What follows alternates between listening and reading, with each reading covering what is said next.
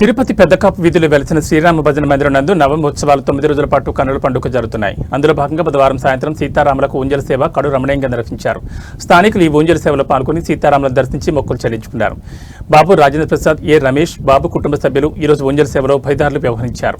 అనంతరం భక్తులకు తీర్థ ప్రసాదాలు పంపిణీ చేశారు. కార్యక్రమంలో ఆలయ కమిటీ సభ్యులు గుండాల గోపీనాథ్, తొండమనాటి చంద్రశేఖర్ రెడ్డి, తొండమనాటి సుబ్రహ్మణ్యం రెడ్డి, విజయమ్మ, లోక్ ప్రభాకర్ నాయుడు, లక్ష్మమ్మ, మునికృష్ణయ్య తదితర భక్తులు పాల్గొన్నారు.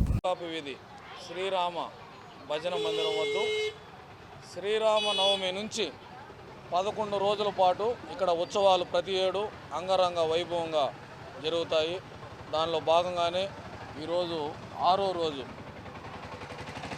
ఉభయదారులుగా ఏ రాజేంద్ర ప్రసాద్ అలాగే ఏ రమేష్ బాబు కుటుంబ సభ్యులు ఈరోజు ఉభయదారులుగా వ్యవహరించి ఊంజల సేవలో పాల్గొన్నారు. ఇచ్చేసిన భక్తులకు అన్నప్రసాదాలు వితరణ చేశారు. అలాగే 9వ రోజు కళ్యాణోత్సవం ఉంటుంది. అది సూరా సుధాకర్ రెడ్డి, విజయమ్మ దంపతులు కళ్యాణోత్సవాలకి ఉభయదారులకు ఉండి కళ్యాణోత్సవం జరుగుతుంది. అలాగే చివరి రోజు పట్టాభిషేకము ఉంటుంది, అన్న దానాలు ఉంటుంది. ప్రతి ఒక్కరూ విచ్చేసి ప్రాచీన ఆలయంలో శ్రీరామనవమి ఉత్సవాల్లో పాల్గొనండి. ప్రతిరోజు సాయంత్రం ఊంజల సేవ ఉంటుంది.